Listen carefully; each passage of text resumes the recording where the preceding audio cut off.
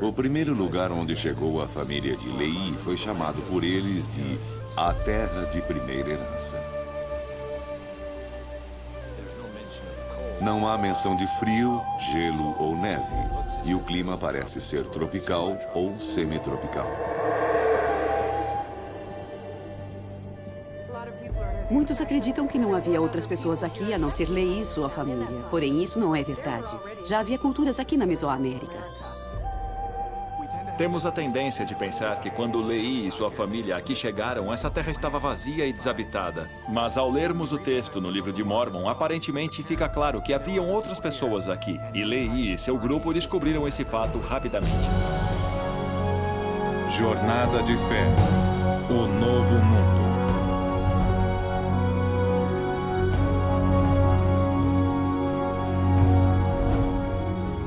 Após a difícil jornada através do solitário deserto da Arábia e do cruzamento do oceano até o Novo Mundo, Nefi, o obediente filho de Lehi, estabelece os membros fiéis da família como um povo do convênio, num lugar que, de acordo com os eruditos, acredita-se estar localizado na Mesoamérica, nas regiões do sul do México e Guatemala. A família de Lehi rapidamente descobre, tal como os israelitas, ao entrar na terra de Canaã, que outras culturas prósperas lá existiam, culturas cujas crenças religiosas eram muito diferentes. O desafio deles, tanto quanto nosso, era que, embora vivessem em um mundo que continuamente tentava-os a fazer o mal, eles deveriam guardar os convênios feitos com Deus. Em 600 a.C., haviam pessoas vivendo nessa região. Eles encontraram outras pessoas e, com o passar do tempo, começaram a integrar-se com esses diferentes grupos. No século VI a.C., na Mesoamérica, observamos um desenvolvimento cultural muito grande. Eles encontraram uma civilização complexa que já estava numa trajetória florescente, que mais tarde seria a civilização maia e outras culturas. Em 1830, baseado nos recursos disponíveis, Joseph Smith não teria tido conhecimento dessas culturas. A última vez que contei, haviam como 65 ideias ou hipóteses diferentes referente a onde o grupo de Lehi chegou na costa oeste da América. Não há problema em especular, mas cientificamente falando, isso não ajuda no progresso desse estudo. Temos aprendido que devemos estudar exaustivamente sobre esse assunto. Devemos ver todas as possibilidades, toda a informação. Verificar se há um lugar onde ambas as culturas e a geografia se encaixam. Baseado no que foi encontrado, a Mesoamérica é o candidato mais forte dos locais do livro de Mórmon. A grande maioria do livro de Mórmon passou-se no Novo Mundo e as evidências indicam que aconteceu na Mesoamérica.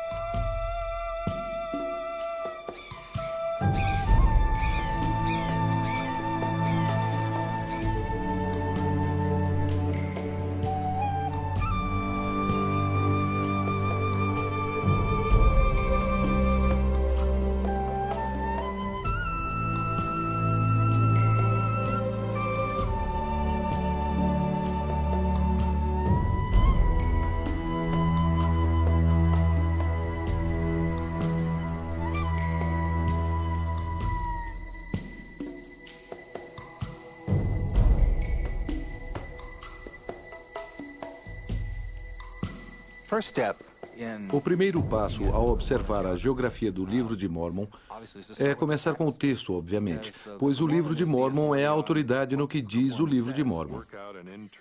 Devemos criar uma geografia baseada no livro de Mórmon e depois tentar encontrar um local onde ela se enquadra.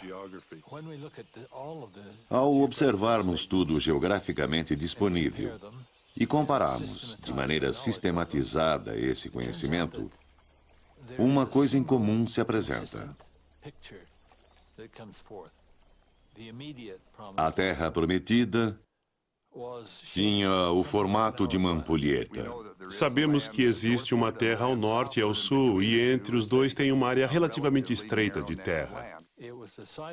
Era uma terra consideravelmente grande, e a questão do seu tamanho é crucial ao nosso entendimento a seu respeito.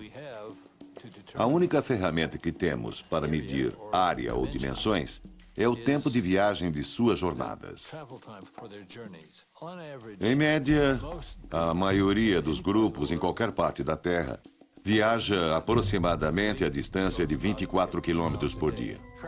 Viajando da terra de Nefe à terra de Zaraenla, nos é relatado que demorava 21 dias. E para um grupo de 200 a 300 pessoas com rebanhos e gado, você pode deduzir que seria no máximo uns 320 quilômetros. Algumas centenas de quilômetros, uns 200 para a parte estreita da Terra. Seria mais ou menos de 960 a 1.600 quilômetros de cima até embaixo. E provavelmente não mais que 320 quilômetros de largura, talvez um pouco mais, mas não o suficiente para mudar o cenário. Ligado, você pode deduzir que seria no máximo uns 320 quilômetros. Algumas centenas de quilômetros, uns 200 para a parte estreita da Terra. Seria mais ou menos de 960 a 1.600 quilômetros de cima até embaixo. E provavelmente não mais que 320 quilômetros de largura, talvez um pouco mais, mas não o suficiente para mudar o cenário. A distância através daquela parte estreita de terra é difícil estimar, pois temos duas distâncias dela no livro de Mormon, ambas dadas usando o tempo como medida e não distância. A medida é de um dia de jornada para um nefita e um dia e meio em outra seção. Em ambos os casos existe uma linha fortificada. Os dois parecem estar no contexto militar, e quando mensageiros militares estão correndo, eles são mais rápidos do que a população normal viajaria. Mensageiros que eram corredores poderiam atravessar em um dia ou um dia e meio. Mas não corremos hoje como eles corriam naquela época. Tem um outro elemento na área estreita que merece ser mencionado. É algo muito importante. Eles o chamam de estreita passagem. Não é apenas a estreita passagem, ela está dentro da estreita passagem. Há uma estreita passagem na faixa estreita de terra em algum lugar estratégico para viagens no sentido norte e sul. Deve ter sido estreito o suficiente para que um exército pudesse defender e prevenir uma infiltração. O exército nefita soube que poderia interceptar refugiados que dirigiam-se ao norte. Não havia outro lugar para ir, a não ser por aquela passagem. E eles interceptaram os refugiados. A Terra do Norte e a Terra do Sul são os dois grandes elementos mencionados no mínimo 75 vezes cada. A Terra do Sul estava quase toda rodeada por água. A Terra ao norte não estava totalmente explorada e se estendia a território desconhecido. É ao norte e ao sul. Não é a Terra do Sul e nem a Terra do Norte. Isso indica que havia algo em ambos os lados de cada um deles. Um rio é mencionado em todo o registro. Esse é o rio Sidom. O rio Sidom é a parte central da terra de Zaraenla. Sabemos que o rio flui na direção norte. Se é um rio, sabemos que tem um vale. Se houver um vale, sabemos que existem montanhas em um dos lados. Os dois maiores candidatos para o rio Sidom é o rio Grijalva, em Chiapas, e o rio Usumacinta, o qual drena as montanhas da Guatemala. Ambos desaguam no Golfo do México. Encontramos uma variedade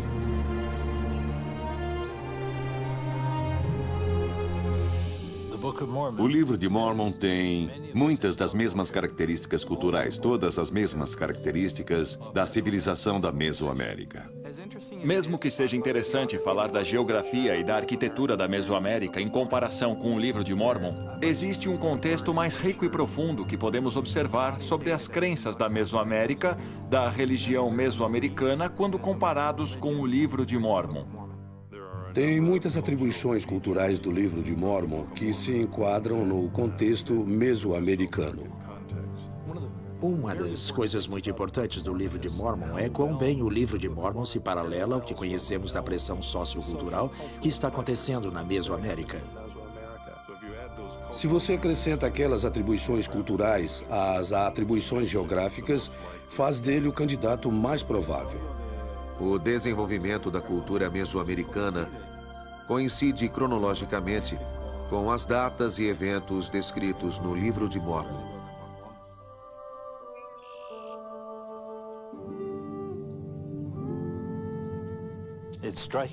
O fascinante para mim é que o Livro de Mórmon fala basicamente de duas civilizações. Primeiro, os Jareditas, e depois os Nefitas, Lamanitas e Mulequitas, indo em direção à Terra do Norte, a qual os Nefitas chamavam de Terra de Desolação. Encontramos o local onde os Jareditas haviam morado. Então, onde estivermos olhando para os Jareditas, terá que ser ao norte da passagem estreita de terra, e que está de acordo com a Mesoamérica. A sequência de tempo e localização para os Olmecs e os Jareditas se encaixa muito bem. O estabelecimento da cultura maia nas montanhas e planícies ocorreu no mesmo período de tempo que o estabelecimento da civilização nefita e lamanita. A última parte da era pré-clássica começa em meados de 500 ou 400 a.C. e continua até de 3 a 400 depois de Cristo. A terra onde os nefitas e lamanitas habitavam foi uma terra com cidades grandiosas. Tal como Nefe, Zaraenla, a cidade da abundância, e muitas cidades menores. Na época do Livro de Mórmon, temos algumas grandes cidades que estavam florescendo na Mesoamérica. Temos a área pré-clássica de El Mirador, que foi uma grande cidade. E temos cidades que nos são familiares, tais como Palenque, Tikal, que estavam começando a florescer. Então, existiam cidades, e com isso a existência de uma população correspondente. É provável que a maior cidade na Mesoamérica seja a altamente reconhecida Teotihuacan nos altiplanos do México.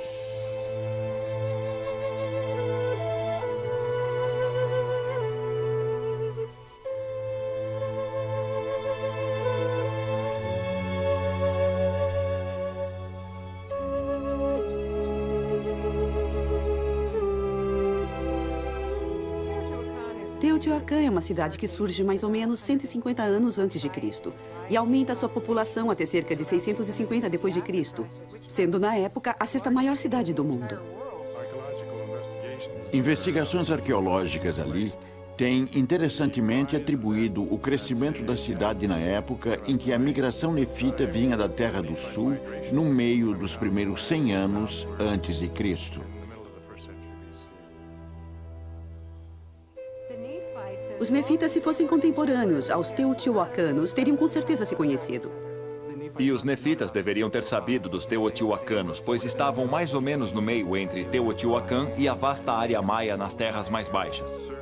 Certamente na Mesoamérica temos muitas cidades que foram construídas de pedra, que foram feitas de cimento.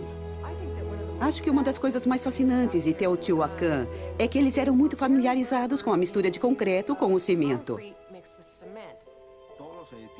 Todas as construções em Teotihuacan tinham um acabamento externo de concreto, conhecido como concreto teotihuacano, equivalente ao concreto usado hoje em dia.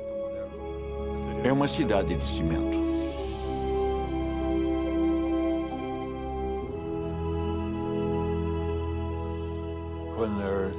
Quando há tantas pessoas envolvidas e tantas entidades sociais com cidades de grandes escalas, tem que haver um governo forte. E todas as civilizações antigas foram governadas por reis. O povo do Livro de Mórmon fazia parte de uma cultura muito complexa. A organização política da Mesoamérica do povo maia, no qual temos um melhor conhecimento e observamos no livro de Mórmon, particularmente entre os lamanitas, tem algumas correlações interessantes. Eles não somente tinham reis, não somente tinham dinastias onde havia herdeiros do reino. O que encontramos é uma conglomeração de cidades diferentes, cada uma tendo seu próprio rei, porém com um rei principal sobre todas as cidades. Então temos Lamoni, que era um sub-rei, e seu pai, que era o rei principal. Esta é justamente a situação que encontramos na Mesoamérica. Uma das coisas que ocorre na organização política dos maias é a visita oficial, algo formal, de um rei para o outro. Uma dessas visitas de Estado aparentemente ocorreu quando Lamoni deveria ter visitado seu pai comemorando seu aniversário. E quando ele leva Amon para livrar seus irmãos, vemos uma outra visita de Estado. Parece que estas visitas de Estado que vemos no livro de Mórmon estão em paralelo aos textos que temos que indicam esses tipos de visitas entre o povo maia.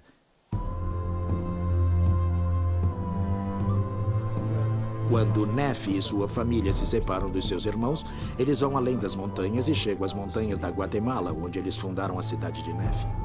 A cidade está nas montanhas, em algum lugar. Nefi a descreve como acima. A melhor candidata para a cidade de Nefi provavelmente seria a área de Caminal Ruiu. O livro de Mórmon nunca, de forma específica, menciona que eles se uniram a outras pessoas, mas tudo indica que eles se uniram a outros grupos de pessoas. Caminal Ruiu foi de fato a civilização berço do sul da Mesoamérica, da mesma forma, em muitas maneiras, que a cidade de Nefi.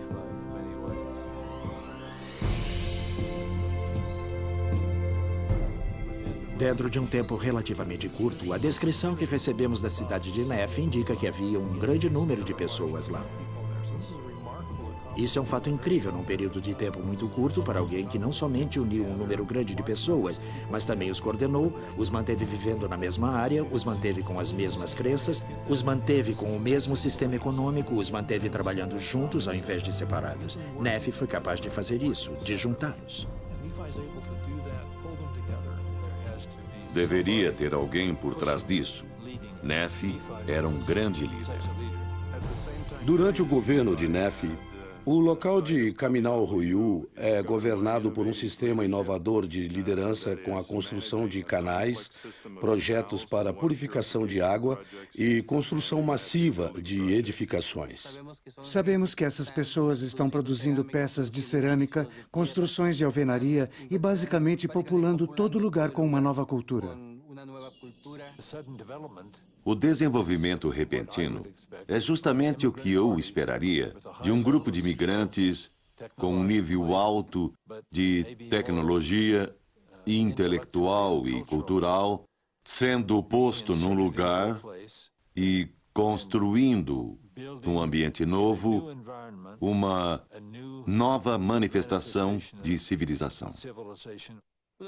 A influência de quem domina quem, a menor cultura que chega ou a cultura já existente é a que tem mais êxito. As que possuem mais êxito em questões tecnológicas, de agricultura e na construção de edificações. Nefi constrói uma cidade. Nefi é um construtor. Seu povo o chama de rei. Ele tem uma grande habilidade de liderança. Ele é engenhoso. Ele tem toda a habilidade, talento e preparação. Ele é um otimista e totalmente comprometido com o Senhor. O povo quer seguir alguém que é justo. Eles mesmos não precisam ser justos. Mas eles dão valor à integridade. Eles dão valor na confiança em alguém e também estão dispostos a segui-lo. Acho que esse alguém é Nefi. E seu nome, tal como César, foi conferido como um título àqueles que o sucediam. Acredito não ser por acaso que desta linhagem vêm os reis. Desta linhagem vêm os guardiões das placas. Então vemos esse incrível profeta, líder, colonizador, construtor, e ele é magnífico. Mais tarde, em mais ou menos 200 a.C., há uma redução da população manifestada pela arqueologia.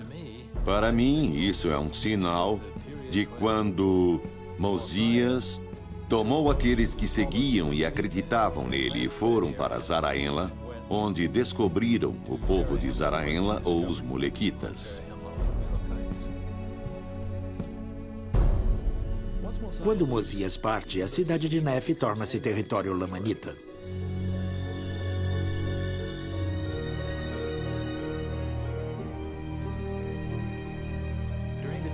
Durante o tempo do Livro de Mórmon, eram falados múltiplos idiomas. Além dos idiomas, houve um número surpreendente de maneiras de escrever dentro da Mesoamérica. Existe um grande número de escritas maias durante o período pré-clássico, ou seja, antes de Cristo. Provavelmente o mais famoso é o Monumento 10, situado em Caminal Ruiú. Eles tinham todo o tipo de livro que podia ser imaginado. Esses livros eram conhecidos como codexes. Eles se abriam como sanfonas, e ainda existem alguns deles. A capacidade de escrever foi extremamente comum na Mesoamérica. O idioma falado poderia facilmente ter mudado. Poderia ter tido uma raiz do hebreu, tal como o inglês. Aliás, se tentamos ler Beowulf, não podemos devido ao idioma ter mudado tanto. Vejo que as palavras de Amaron a Mormon, que tinha 10 anos na época, são muito interessantes. Amaron diz a ele: percebe que és rápido a observar. O que vejo é que Amaron está dizendo a Mormon: vejo que você aprende rapidamente, isso é bom, pois você terá vários conjuntos de livros em 2 idiomas e muitos dialetos, e em diferentes estágios linguísticos. Boa sorte. Tem um ponto, porém, que é importante reconhecer, pois o idioma religioso é altamente conservativo e preservado. Moroni comenta sobre os caracteres que têm mudado e como os idiomas têm mudado. Nefe, no início da história do Livro de Mórmon, e Moroni, no fim do Livro de Mórmon, tendo mais ou menos 1000 anos de diferença, não poderiam ter se entendido. Mormon provavelmente não iria ter falado o mesmo idioma que Nefe, mas ele teria aprendido o idioma e ainda assim poderia comunicar-se.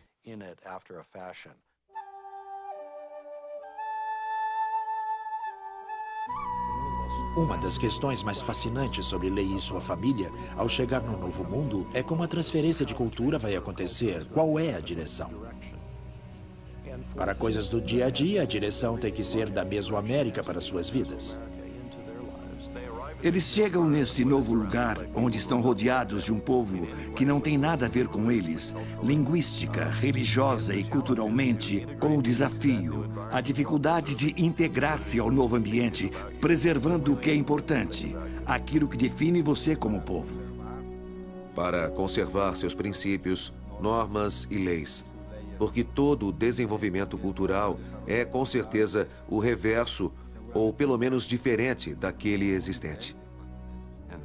A dificuldade para eles foi manter o que sabiam ser divinamente dado a eles, divinamente presenteado a eles. Sob a lei israelita, os nefitas teriam sido proibidos, se fossem corretos, a casarem-se com qualquer um desses povos. Lamã provavelmente, sem nenhuma razão para cumprir com o convênio, não teve ressentimento em casar com nativos. Nem ele, nem seus filhos. Ou até mesmo adorar seus deuses. Lamã rapidamente se encaixou com o povo que lá estava. Existem indícios de que pessoas juntaram-se a eles. O primeiro exemplo que se fala, em termos históricos, é no livro de Jacó, onde Xerém, um anticristo, veio buscando Jacó e disse a ele: "Irmão Jacó, tenho tentado vê-lo." Ele vem como alguém de fora, ele aprendeu o idioma, aprendeu algo da religião e tem sua própria proposta de religião, a qual quer apresentar e quer que seja aceita. Jacó indica a ele que não entendeu a religião do jeito que achava que havia entendido. Aquele povo provavelmente tinha sua própria tradição, Com certeza, idiomas diferentes. E também ideias que estavam de acordo com o que os profetas estavam tentando ensinar aos nefitas. Nefe inclui muitas passagens de Isaías, também Jacó, explicando como pessoas que não são do convênio podem ser adotadas ao convênio. Esses são grandes problemas da época de Nefe e Jacó. Depois disso, não há mais problema. E esse assunto nunca mais é mencionado. Eles descobriram como lidar com todos os outros que estão conhecendo e como estes poderão entrar no convênio. Logo, eles estão fazendo distinção entre os nefitas, que aceitam o convênio, e os lamanitas, que não aceitam o convênio. Então, não é somente a linhagem sanguínea de Lamã e Lemuel e os filhos de Ismael. É qualquer um que não fazia parte dos nefitas. É mais uma identidade cultural do que algo físico ou biológico. Isso abre mais a margem para qualquer povo indígena que não é trazido ao convênio.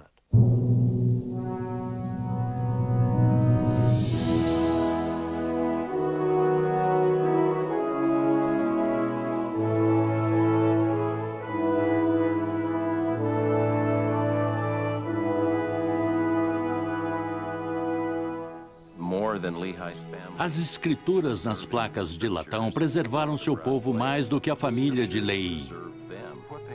Eles continuamente tinham que voltar para as placas de latão. Continuamente tinham que voltar à sua herança religiosa para sobreviver como uma sociedade. As placas de latão eram imensamente importantes. Sabemos o que aconteceu aos bonequitas. Eles não trouxeram nada, nenhuma escritura. Perderam seu idioma, perderam sua identidade, perderam a memória de quem eram e perderam sua religião. As placas de latão tiveram o mesmo papel na sociedade deles que as escrituras em nossa sociedade. Elas aumentam nossa memória, nos fazem lembrar dos acordos de Deus com seus filhos no passado. E com isso vem a lembrança que até no novo mundo, num ambiente diferente, o Deus de Israel é o mesmo, ontem, hoje e para sempre. E seu espírito é o mesmo ontem, hoje e sempre. É surpreendente como o povo no novo mundo, como a família de Leí, viveu a lei de Moisés em sua pureza, sabendo por que foi dada. Eles esperavam por Cristo. Eles buscavam o Messias mencionado nas páginas iniciais do livro de Mórmon. Por todo o livro de Mórmon, começando pela primeira geração, se fala do Cristo prometido. Leí tinha uma noção até mais nítida devido às revelações que lhe foram dadas, especificamente sobre a vinda do Messias. Então os leítas e os nefitas entenderam melhor que os israelitas no Velho Testamento, que a lei de Moisés não era um fim, mas um guia para algo além, que os sacrifícios apontavam a um grande sacrifício que ainda viria. Eles viam a lei de Moisés como algo que precisava de cumprimento, não algo que era para ser cumprido até o final do tempo.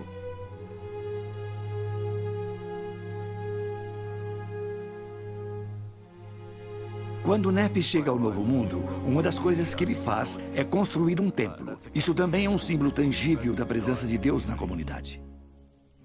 A construção do templo por Nefe não está fora do contexto da Mesoamérica. O templo era a parte central da adoração para as pessoas da Mesoamérica. Lá eram feitos os rituais. As pirâmides encontradas na Mesoamérica não são templos. Elas representam simbolicamente montanhas. A palavra montanha em maia é Huitz, e as pirâmides são conhecidas pelo nome de Huitz. O templo se encontra no topo da pirâmide, e isso é o que constitui o templo.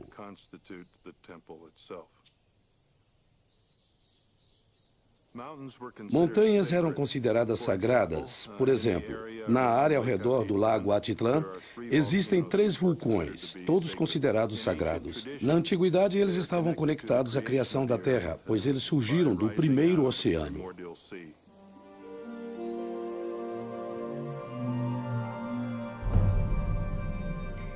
As cavernas nas montanhas eram consideradas os locais mais sagrados, como o Santo dos Santos. A pirâmide maia representava a criação artificial da montanha, e os locais sagrados em cima delas representavam as cavernas. As cavernas eram como portais para o mundo sobrenatural, principalmente o mundo dos mortos. Os maias possuíam um conceito do universo dividido em 3 partes: o céu, a terra e o mundo coberto por água abaixo da terra. Observamos esses mesmos conceitos sendo ensinados no livro de Mórmon. Quando Abinadi está pregando aos sacerdotes do rei Noé, ele diz: não farás para ti imagem de escultura, nem alguma semelhança do que há em cima nos céus, nem debaixo da terra, nem nas águas debaixo da terra. E este é exatamente o conceito do cosmos visto pelos maias.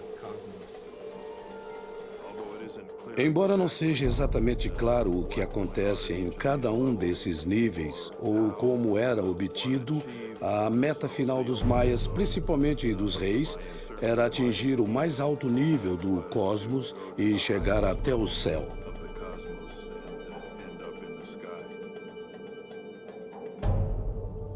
Para tornar-se um rei maia, o processo se iniciava com um nome de criança durante a coroação, onde geralmente recebia um novo nome de uma pessoa importante ou deus, e eventualmente tornava-se um deus. Um exemplo de adoração no templo no período antes de Cristo, na Mesoamérica, pode ser observado na arquitetura maia, onde vemos 3 templos. Não sabemos com certeza o que era realizado nesses templos, mas uma recente descoberta na Guatemala do período anterior a Cristo mostra murais com temas relacionados à criação. Muitas das ideias e símbolos encontrados nas culturas posteriores durante o período nefita são derivados de uma cultura anterior conhecida como os Olmecas. Eles também possuíam as mesmas ideias, crenças e simbolismos.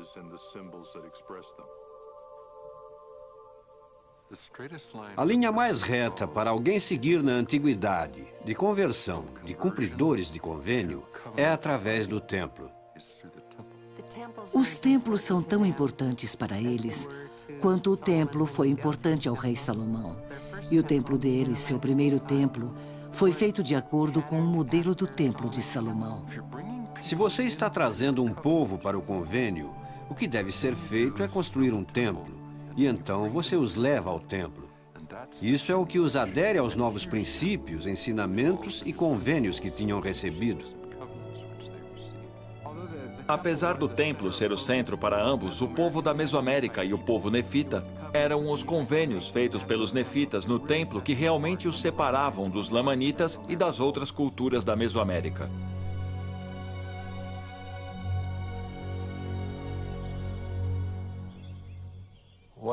Uma das distinções mais interessantes da cultura da Mesoamérica em todo o tempo foi o grau de concentração nos assuntos religiosos.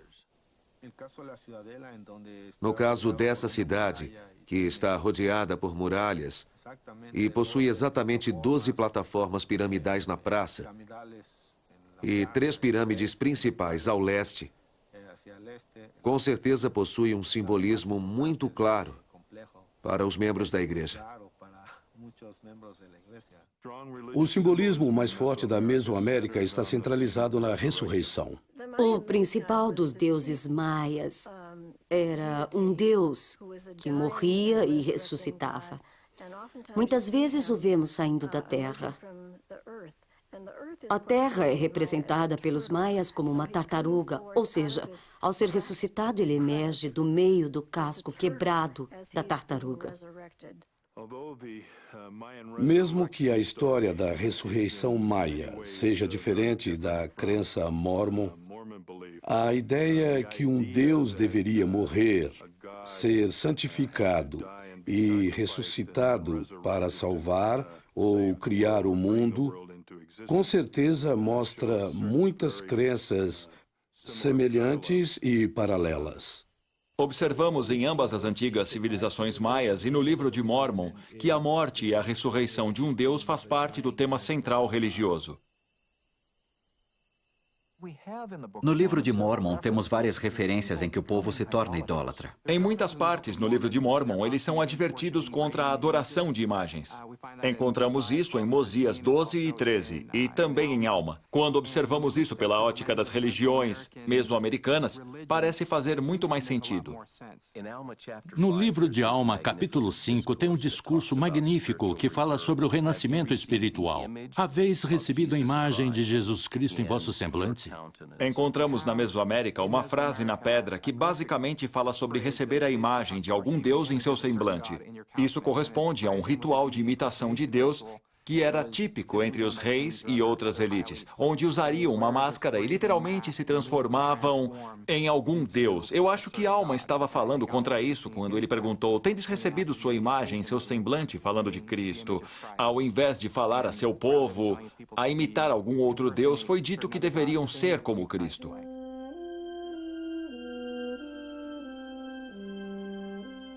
Quando Benjamin começa seu discurso, uma das coisas que ele fala especificamente é: sou um homem. Isso parece um tanto estranho. Acho que Benjamin, de fato, estava respondendo ao conceito do rei, ser divino. Ele queria dizer a seu povo que ele não era um rei divino. Os reis maias eram considerados divinos, então uma das coisas que Benjamin queria deixar claro é que o povo entendesse que ele era apenas um homem. Ele está reforçando sua humanidade a seu povo, pois ele não quer que o povo acredite no conceito do rei divino, conceito esse propagado na área mesoamericana. Isso acontece de novo quando Amon é perguntado pelo rei Lamoni: és tu mais que um homem? Numa das conversas, um dos assuntos críticos que eles têm é: você é mais que um homem? Dentre os deuses mesoamericanos, existe uma classe de deuses que vieram à Terra, e eles pensam claramente que Amon é um deles.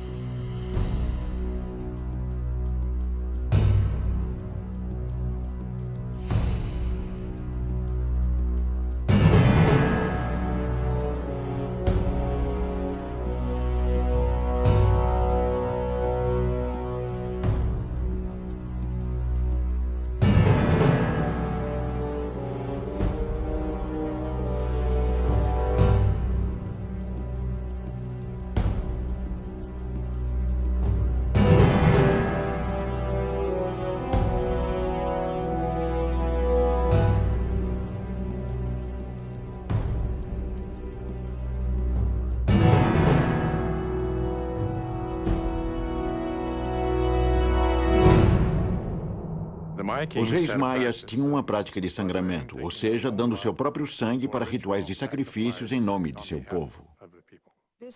Isso era uma prática dos reis e das rainhas, pois as mulheres faziam também, para mostrar que eles eram divinamente chamados para governar. O governante era o mais importante. Quanto mais alto o nível social, mais importante era o sangue dele como oferta. Até onde sabemos, em quase todo o desenvolvimento cultural mesoamericano, existe muito sacrifício humano e normas sociais diferentes daquelas praticadas pela família de Leí e outros profetas. E, com certeza, tiveram muita dificuldade para conservar seus princípios e suas leis. A Mesoamérica acreditava que sacrifício do coração, sacrifício humano e dar sangue era importante para manter sua vida fluindo, para manter seus deuses satisfeitos. O sangramento do governante, basicamente, era um ato de dádiva para que os deuses favorecessem os maias e, dessa maneira, purificassem, dessem fertilidade e tivessem comunicação com esses deuses. Os seus deuses têm dado vida a eles, então eles precisam dar algo em troca para manter a vida contínua. E o que é mais importante do que a vida que Deus lhe deu? Então, eles usavam o sacrifício humano, especialmente o sacrifício do coração, tirando o coração ainda batendo. Na carta de Elamã ao general Moroni, ele indica os problemas que estão tendo enquanto os lamanitas tomaram algumas de suas cidades. Ele diz que eles levaram muitos cativos, muitos foram mortos, exceto os capitães-chefes. Eles permaneceram vivos por alguma razão. Ele diz até onde sabemos que estão na terra de Nefe ou estão mortos. Esse povo é muito inteligente, são sociedades muito avançadas e com isso sabem que o coração é o motor do corpo. Assim, eles estão interessados em remover o coração enquanto está batendo e oferecê-lo aos deuses como uma oferta suprema. Em termos da Mesoamérica, isso é muito interessante, pois os capitães-chefes eram aqueles que possuíam mais valor, pois eles tinham mais prestígio. Então é necessário ter alguém com algum tipo de virtude. Pode ser castidade, pureza, a inocência de crianças, pode ser a força de guerreiros. Os capitães-chefes eram aqueles que você queria sacrificar. Amulek sabe da prática de sangramento feita pelos reis naquela área. Observamos isso no livro de Mórmon, em Alma 34:10, onde diz: porque é necessário que haja um grande e último sacrifício. Sim, não um sacrifício de homem, nem de animal, nem de qualquer tipo de ave, pois não será um sacrifício humano. Deverá, porém, ser um sacrifício infinito e eterno. Ele está essencialmente negando a divindade desses reis ao dizer que não é um sacrifício humano que vai expiar pelos pecados do povo. Mas tem que ser um sacrifício divino, tem que ser o sangue de um Deus. Aí ele especificamente se refere ao sangue de Cristo. É muito difícil para o povo da Mesoamérica largar seus hábitos antigos. Eles sentem que os deuses não vão favorecê-los. Existe claramente um nítido paralelo sobre o coração e as metáforas do coração no livro de Mórmon e a Mesoamérica. Quando você é minoria, é muito difícil manter suas ideias puras. Essa era a dificuldade de Leí e sua família. Quando a lei de Moisés acabou, o novo sacrifício era um coração quebrado e um espírito contrito, literalmente um sacrifício de coração.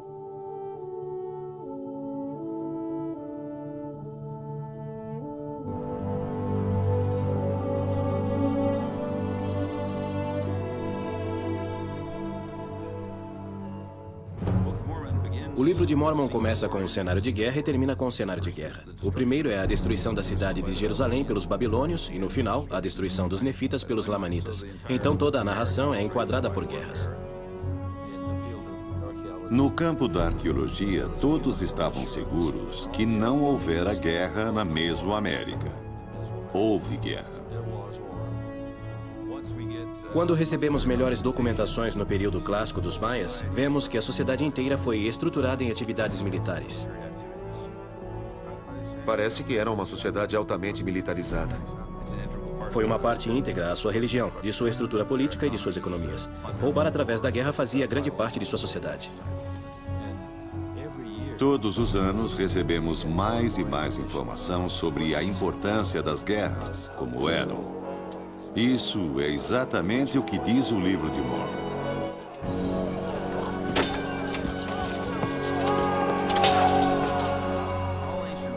Toda a guerra antiga foi fundamentalmente um ato religioso, a qual era feita para cumprir com o desejo dos deuses.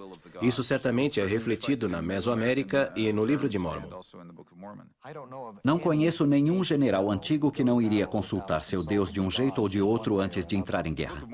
O livro de Mórmon reflete a Guerra Santa em várias formas. A primeira é o papel explícito que profetas tinham no livro de Mórmon em assuntos de guerra. Os soldados nefitas consultam Alma para receber seu guia profético sobre a batalha antes de ser lutada. Isso é muito semelhante às práticas do Oriente Médio e da Mesoamérica. Os tipos e as descrições das formas de guerras no livro de Mórmon encaixam-se muito bem com a Mesoamérica. O livro de Mórmon menciona vários tipos de fortificações. Talvez as mais conhecidas tenham sido aquelas construídas pelo general Moroni mencionadas no livro de Alma. Se o terreno for plano, uma vala é escavada e o material tirado é colocado no lado oposto da vala, criando dessa maneira uma muralha. E em cima dela era construído um reforço de madeira, uma cerca. Os inimigos deveriam passar pela vala, subir um monte de terra e passar pela parede de madeira.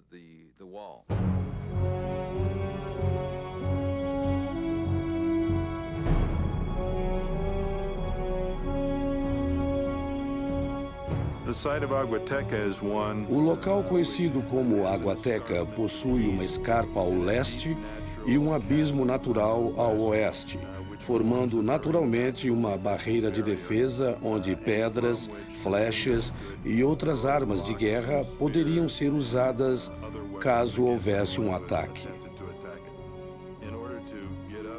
Para chegar à área protegida, seria necessário passar pelo abismo, onde as pessoas seriam facilmente atingidas.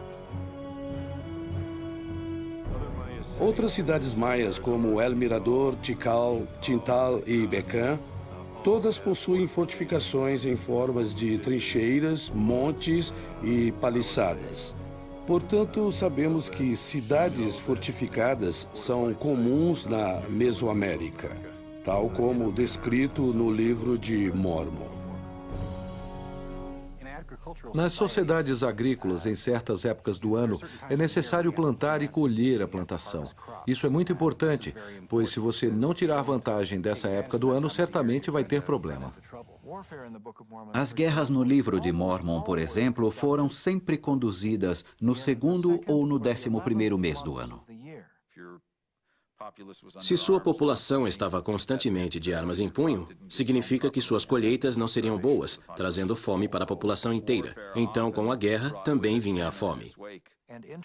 Algo interessante é que justamente na Mesoamérica, o segundo e o 11º mês são os meses onde os agricultores teriam o tempo e o clima certo para entrar em guerra.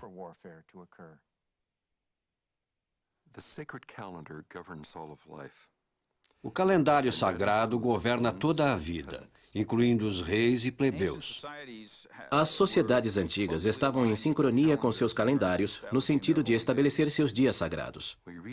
Lemos no texto o ataque extraordinário de Teancum para infiltrar o acampamento do exército lamanita e matar o rei no dia do Ano Novo. As forças de Amalequia estavam tentando entrar na Terra do Norte e as forças de Teancum os impediam. Sabemos que as forças de Teancum eram uma espécie de elite, equivalente a um militar especializado. O rei estava esperando o dia do Ano Novo para cumprir com certos rituais que, essencialmente, envolviam uma segunda coroação.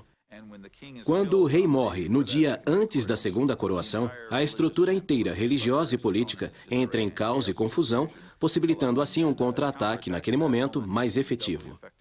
Seria algo imensamente chocante para um povo acordar no dia do Ano Novo e descobrir que seu rei foi assassinado durante a noite. Isso teria sido um choque psicológico terrível, não meramente pelo assassinato do rei, mas pela época do ano.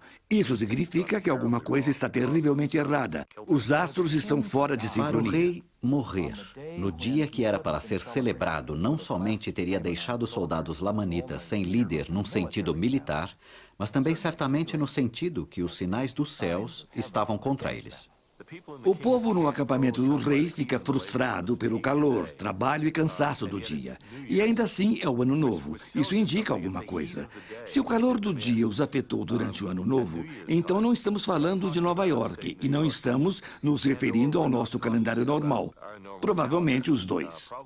Estamos falando de uma área que não era familiar para Joseph Smith e de um calendário que era diferente do nosso. O dia do Ano Novo era quente, tão quente que drenou a energia do povo, deixando-os exaustos.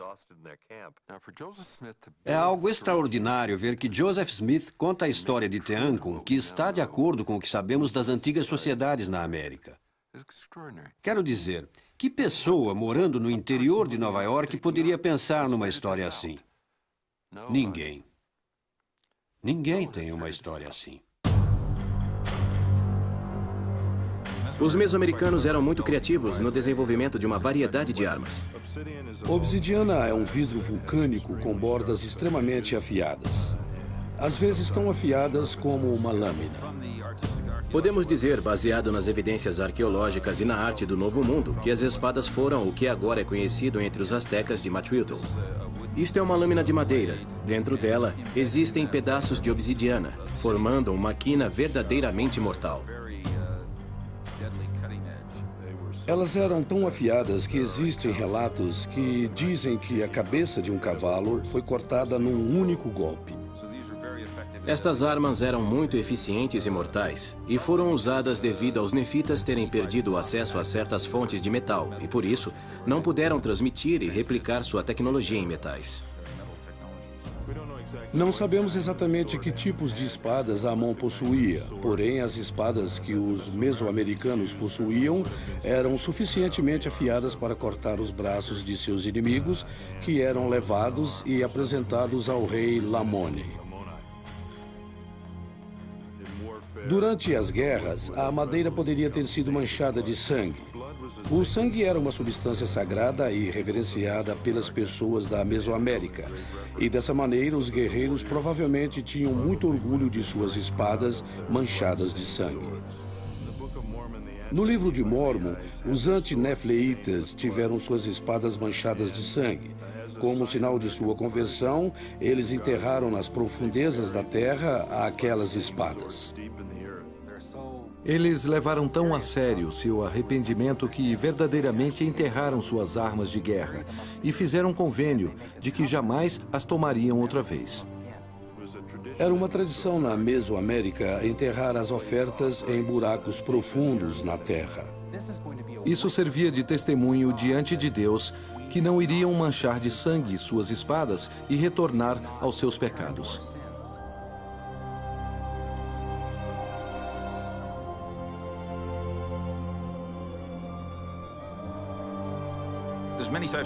Existem muitos tipos de proteção descritos no livro de Mórmon. Capacetes, armaduras para o peito e braços, e podemos observar tudo isso na arte mesoamericana, especialmente na arte maia. Uma das coisas que o Capitão Moroni fez foi inovar essas armaduras. Parte dessa proteção é um escudo, é uma proteção para a parte superior do corpo. As partes inferiores, as pernas, são difíceis de proteger, porque é preciso manter a flexibilidade dos joelhos, e para isso é necessário uma área exposta naquele local. Se os guerreiros de Elamã estivessem usando algum tipo de proteção, provavelmente não teriam sido feridos em algum lugar fatal, porém certamente teriam perdido sangue pelos ferimentos nos braços e pernas. Se observarmos a arte marcial mesoamericana, fica evidente que os mesoamericanos também não tinham proteção abaixo dos joelhos. Eles preferiam a velocidade e a mobilidade ao invés de proteção. Por isso, não protegiam a parte inferior das pernas, tornando-as vulneráveis.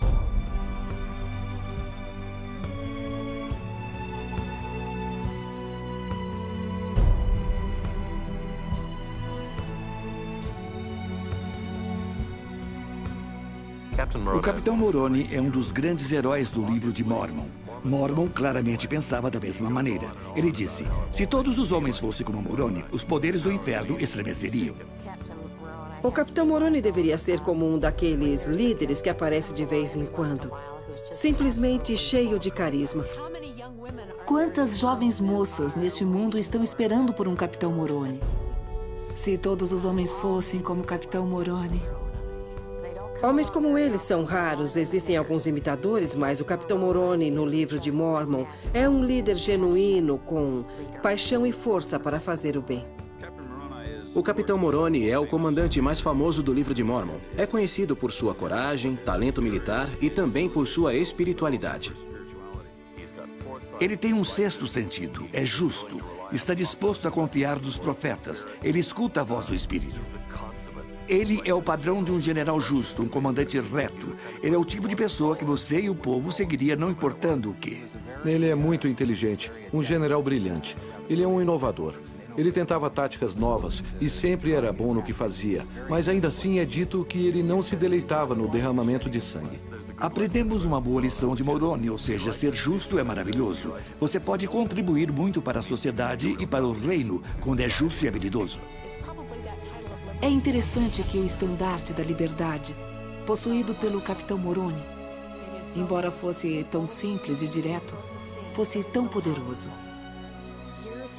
Anos mais tarde, sob a liderança de Mormon, o povo fez uma lista das causas pelas quais lutariam. Suas esposas e famílias, suas casas e lares. O Capitão Moroni escreveu no estandarte da liberdade: em memória do nosso Deus, nossa religião, nossas famílias. Ao colocarmos Deus em primeiro lugar, as outras coisas se complementam.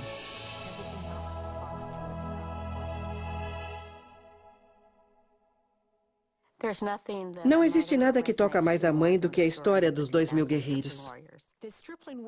Os soldados falavam sobre a fé de suas mães, mas não consigo imaginar essas mães ou pais sentando com seus filhos e ensinando de uma maneira estruturada sobre a fé. Essa é a nossa esperança para todos os nossos filhos, de que eles possam aprender a ter fé conosco. Esse tipo de fé só poderá ser criada, eu acredito, pelo jeito que uma pessoa vive. É importante falar. Claro que é importante usar palavras, se explicar, dar-lhes a oportunidade de se expressar. Mas o mais importante é quem você é. Aquelas mães eram, cada uma delas, verdadeiramente justas. Ao observarmos os pais daqueles jovens guerreiros, notamos que eles falam sobre fazer um convênio. Os pais fizeram parte de um povo que havia feito um convênio, após se arrependerem e virem a Cristo, de enterrar suas armas e nunca mais lutar.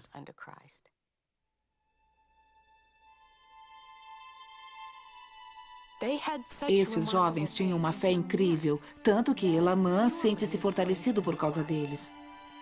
Isso mostra quão fortes foram esses ensinamentos, que não apenas fortaleceram aqueles que o receberam diretamente, mas, através de seus exemplos, aqueles jovens influenciaram até um grande líder militar e religioso.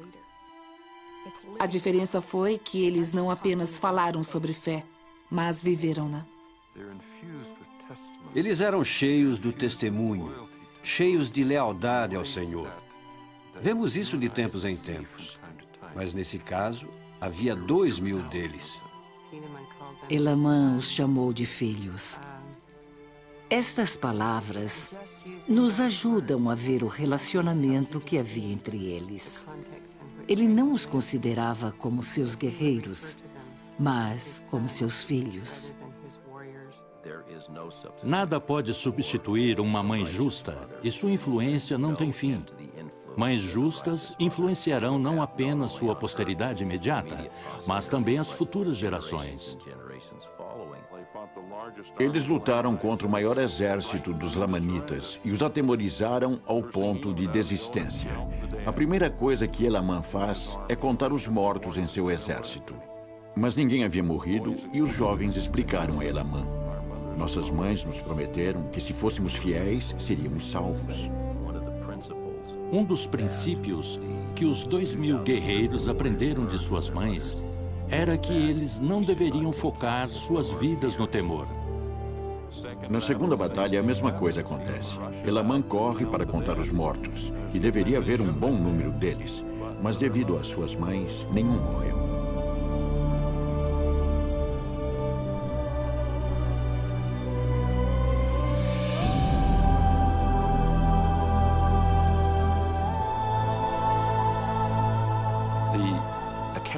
O relato do desastre em Terceiro Nef é muito interessante. Parece que poderia ter sido um furacão, ou um grande terremoto, ou talvez uma combinação desse tipo de coisas. Mas ao ler os acontecimentos, existem muitos pequenos detalhes que parecem evidentes, de que o que eles estavam descrevendo foi uma grande explosão vulcânica. A Mesoamérica era uma terra que tinha vários vulcões. É uma das áreas com mais vulcões ativos no mundo. O tremor no livro de Mormon durou 3 horas. Isso não é típico para um grande terremoto, mas é muito comum para uma dessas explosões causadas pela erupção vulcânica. O maior terremoto registrado na história ocorreu no Alasca, e esse terremoto durou apenas 3 ou 4 minutos, sendo esse o maior terremoto registrado.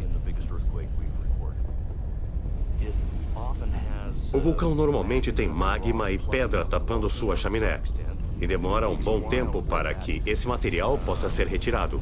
Isso poderia ter levado algumas horas. Na erupção do Monte Tambura em 1815, 100 vezes maior que a do Monte St. Helens, severamente afetou uma área de 1.600 quilômetros de circunferência. Parte do relato encontrado em Terceiro Nef diz que a face inteira da Terra foi modificada. Não existe outro evento natural, nenhum furacão, terremoto, nada semelhante que poderia modificar o terreno como um vulcão.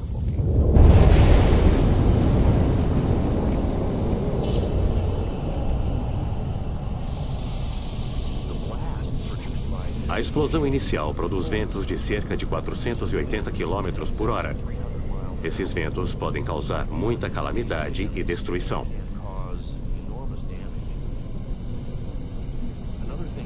Uma outra coisa é produzida com toda essa cinza sendo jogada na atmosfera.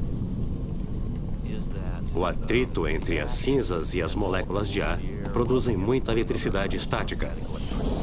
A eletricidade estática cria trovões fenomenais, tais como nunca se havia visto antes. Alguns relâmpagos possuem uma forma esférica. Os relâmpagos faziam parte dos acontecimentos durante essas erupções vulcânicas. E até mesmo bolas de relâmpagos literalmente batiam pela Terra. Provavelmente muitas pessoas tenham sido mortas devido a este fenômeno.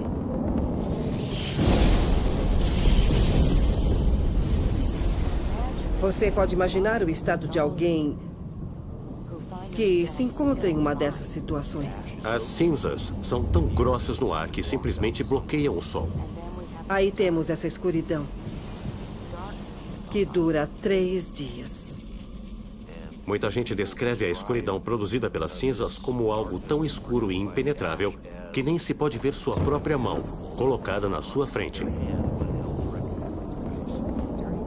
E durante a escuridão, escuta uma voz anunciando: eis que sou Jesus Cristo. Então o silêncio. Um evento muito poderoso. Foi tão poderoso que ninguém se atreveu a falar.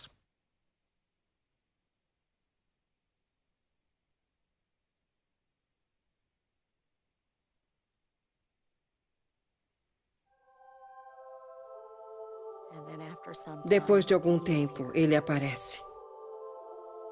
Ele aparece ao seu povo, agora preparado de um jeito que nem podemos imaginar para vê-lo.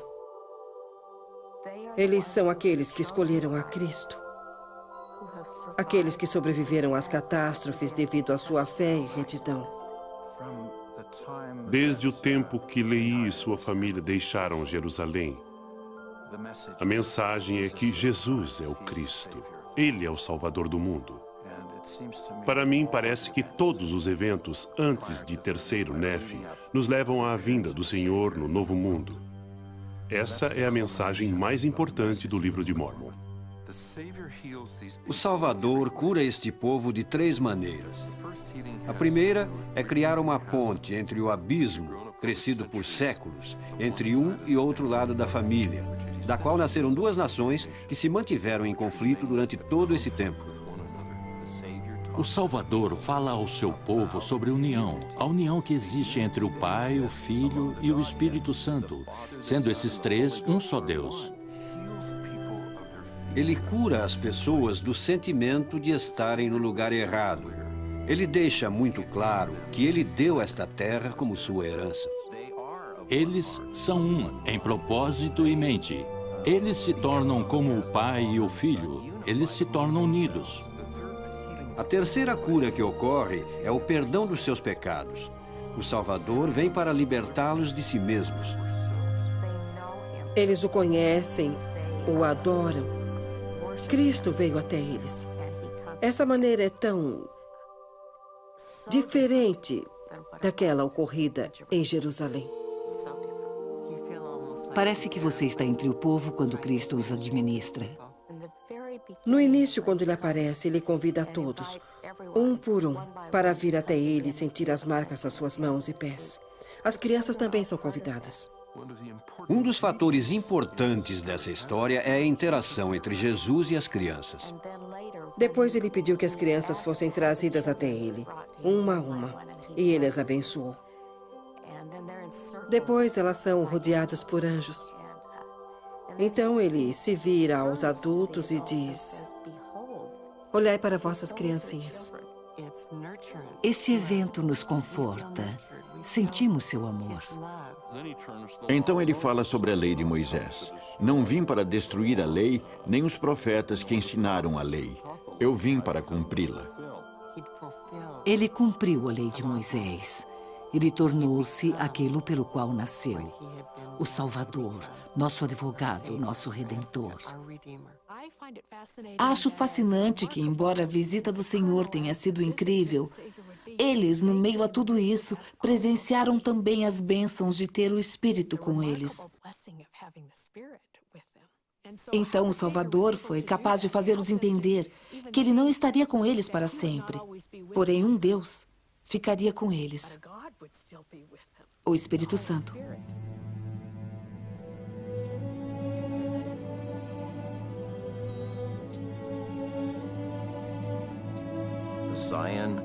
Os ensinamentos de Sião, ou uma sociedade de Sião, começa no coração dos indivíduos.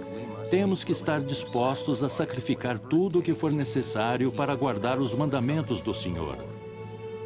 Temos que fazer todo o possível para ter um coração quebrantado e um espírito contrito.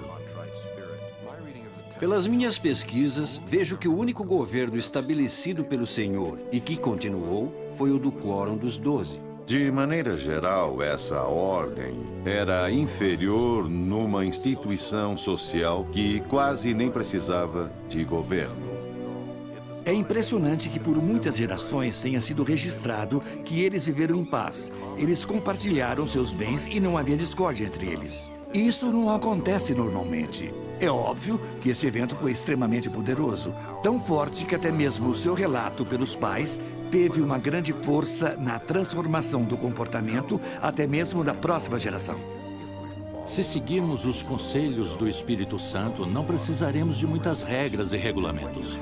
Quando você tem esses dois elementos na sociedade, o amor a Deus e ao próximo como a si mesmo, então não há necessidade de muitas leis. A chave era que eles tinham tudo em comum. Eles se preocupavam com todos da mesma maneira que se preocupavam consigo mesmos. Não existia inveja. Não havia inveja, brigas e contenção. Tudo que possuíam era em comum. Eles haviam consagrado. Haviam feito convênios e se consagrado. Trabalhavam arduamente. Não era uma vida fácil. Eles reconstruíram suas cidades, estavam muito ocupados. Com certeza eram felizes. A felicidade verdadeira significa que você está trabalhando junto com outros, que está ocupado. Uma das razões pela qual a lei não precisava ser imposta interna ou externamente era que a lei estava gravada em seus corações.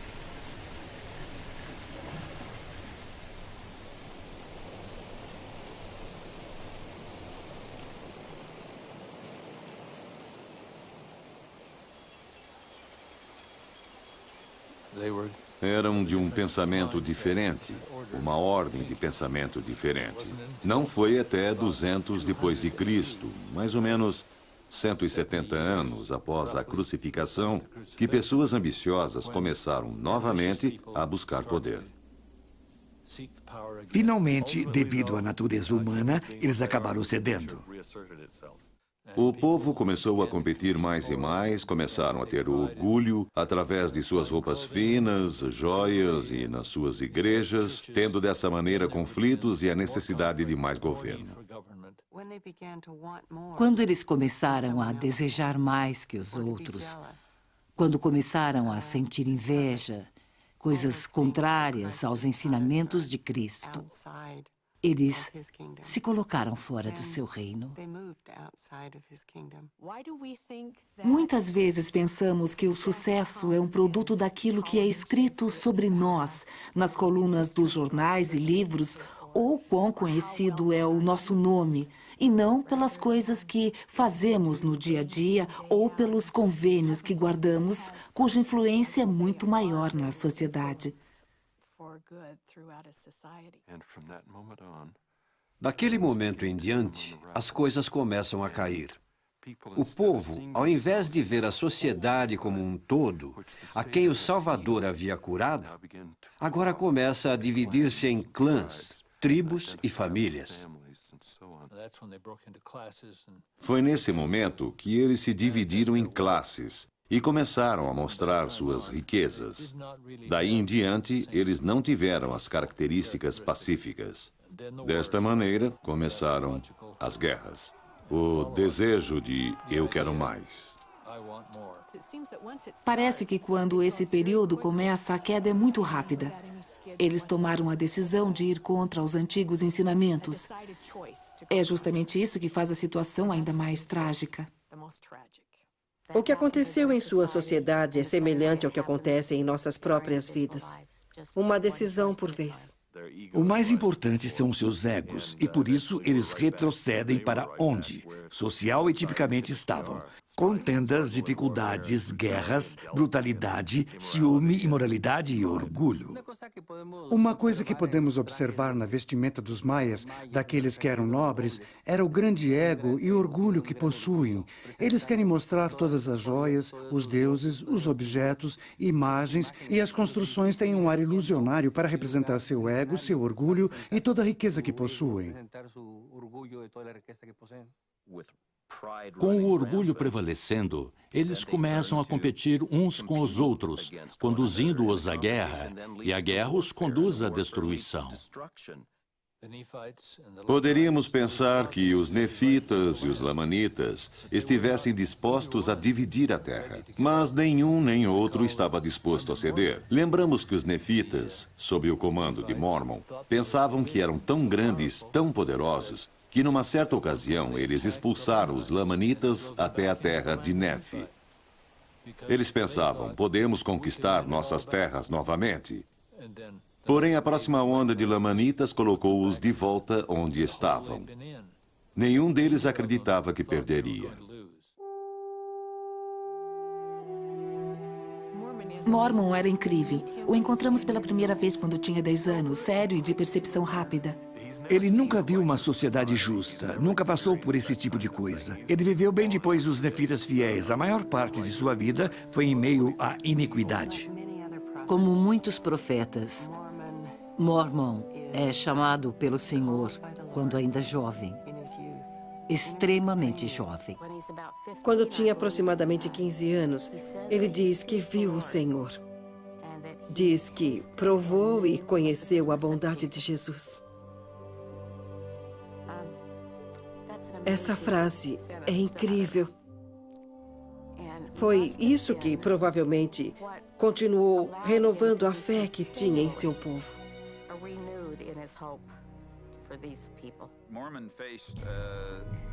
Mormon enfrentou uma situação semelhante à de Moroni, mas de alguma forma até pior. Ou seja, a maioria do povo que ele queria salvar se recusava a ser salvo. A coisa mais importante e necessária para aliviar os problemas militares era uma reforma social e espiritual entre a comunidade. Porém, eles se recusavam a tal reforma.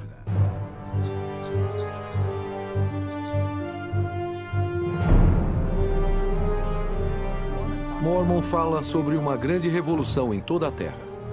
Em mais ou menos 350 d.C., algo grande acontece no estado de Chiapas, justamente na área mais baixa de Chiapas, no qual alguns de nós identificamos como o local de Zaraenla. Houve quase um abandono total de artigos arqueológicos naquele local, nas cidades, durante aquele período. Aonde foi o povo? Bem no livro de Mormon, os nefitas estão sendo expulsos. São expulsos ao norte. Nos próximos 40 a 50 anos, eles são forçados a lutar por suas vidas. Em um certo ponto, Mormon relata especificamente e descreve um lugar onde o povo está indo ao norte. Ele diz que este lugar está ao norte das terras nefitas. Tem que ser uma terra de muitas águas, ter edifícios construídos de cimento e também uma terra com poucas árvores. Na época em que Mormon estava vivendo, todas essas descrições se enquadravam perfeitamente com Teotihuacan. Existem evidências arqueológicas e iconográficas que algumas cidades importantes na parte sul da península de Yucatán, tais como Tikal, foram conquistadas pelos povos vindos de Teotihuacan. Existem evidências que isso aconteceu mais ou menos em 378 d.C., que é uma data interessante no livro de Mormon. Isso ocorreu alguns anos antes da batalha em Cumorah. Em 378 d.C., em Tikal, tem uma entrada onde alguém de Teotihuacan aparece. Essa entrada é mais ou menos um tipo de eufemismo para dizer que, ao invés de serem conquistados, eles se tornaram aliados políticos em Teotihuacan. Os nefitas estavam no meio de tudo isso. Os nefitas estavam entre as rotas de comércio dos povos de Teotihuacan e os maias ao sul. Não seria difícil imaginar que foram não apenas alvos, mas nestas guerras crescentes foram influenciadas pelos habitantes de Teotihuacan, levando à destruição dos nefitas. E por isso eles tinham que ser eliminados, a fim de abrir a área para os forasteiros que estavam vindo para conquistar. É também interessante que, nesta época, Mormon fala sobre a mudança da natureza da guerra. De repente, ele comenta que as regras de guerras não estavam sendo seguidas como no passado. É interessante que, justamente na época que o povo da Mesoamérica está mudando a natureza de suas guerras, Mormon está dizendo a mesma coisa no livro de Mormon. Mormon fala sobre algumas das coisas terríveis que estão ocorrendo, até entre seu próprio povo, adotando o uso de tortura e canibalismo.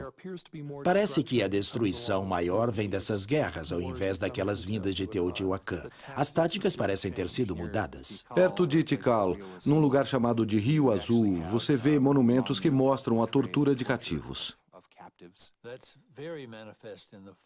Isso é muito manifestado, especialmente na Mesoamérica, no 4º século, entre 300 e 400 depois de Cristo.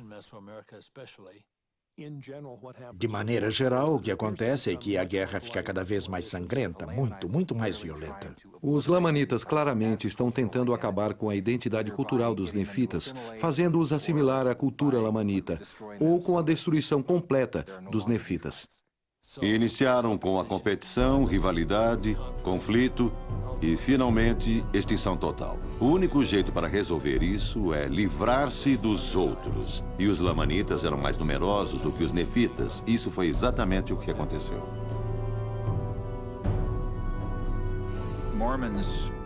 A grandeza de Mormon foi manifesta pelo fato de que ele pôde evitar a destruição de seu povo por tanto tempo. Ele deveria ter sido uma figura legendária por aquilo que realizou nos primeiros 40 ou 50 anos, pois a guerra que eles lutaram durou um bom tempo. Passou sua vida inteira como um soldado, desde seus 15 anos até sua morte.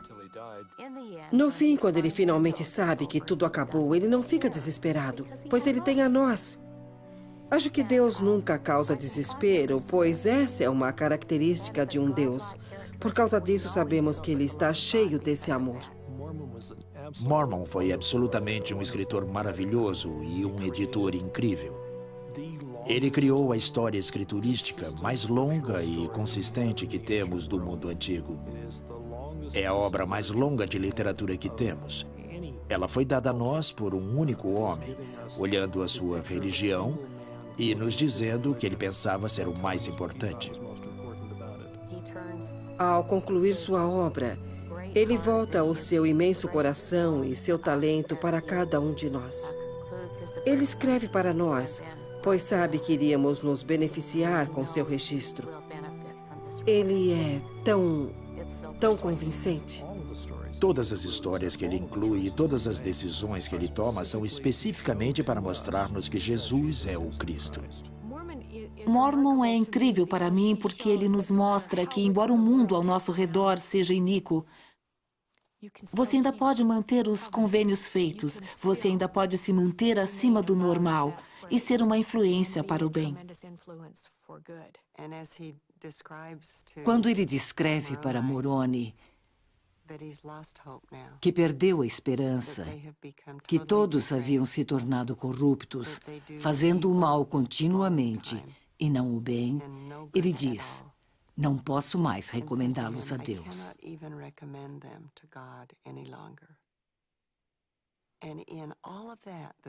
E apesar de tudo isso, vemos a nobreza dele ao se despedir de seu filho. Suas próximas palavras na carta dizem: mas eu posso te recomendar a Deus. À medida que Moroni inclui muitas das cartas e sermões de seu pai, Observamos o amoroso relacionamento entre eles. Muitos dos registros de Moroni são devotados com as palavras de Mormon. Vemos esta pequena família em um oásis no meio de tanta devastação. É um grande desafio e inspiração para nós, dizendo que não há desculpa, não podemos dizer que é impossível. Podemos ver Mormon como um exemplo de fidelidade em tempos difíceis. Eles só têm um ao outro. Sabem que têm ao Senhor. Acho que se tem uma mensagem em particular quando Moroni está só pela terra por todos aqueles anos, é quando ele finalmente diz, estou só. Essa mensagem significa que, se estivermos com Deus, isso é o suficiente.